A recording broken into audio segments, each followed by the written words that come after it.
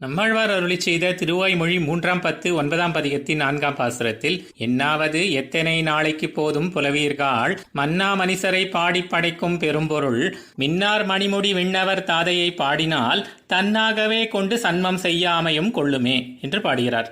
பண்டிதர்களே, இந்த சொல்லுக்கு இந்த பொருள் என்பதை நன்கு அறிந்து வைத்துள்ளவர்களே, அது மட்டும் அறிந்திருந்தால் போதுமா?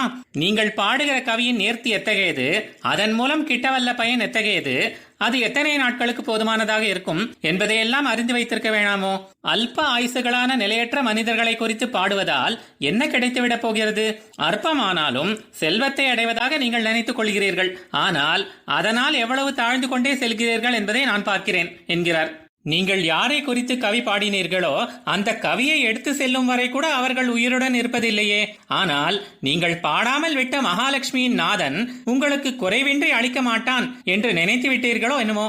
அந்த எம்பெருமானை கவி பாடி துதித்து துதித்து அதற்கு பரிசாக அவனைப் போலவே ஒளி வீசும் ரத்தனங்கள் பதிக்கப்பட்ட கிரீடங்களை அணிந்துள்ளவர்கள் தான் நித்தியசூரிகள். இப்படி பரமபதத்தில் உள்ளவர்களுடைய ஈர்ப்புக்கு காரணமாக உள்ள அந்த தேவாதி தேவனை நீங்கள் பாடினால் அவன் உங்களை தனக்கே உடமையாக கொண்டு அற்பமான மனிதர்களின் கீழே நின்று அவர்களை கவிபாடி நிற்பதற்கு காரணமாக உள்ள இந்த பிறவியை மீண்டும் அளிக்காமல் தடுப்பான் என்று கூறுகிறார்.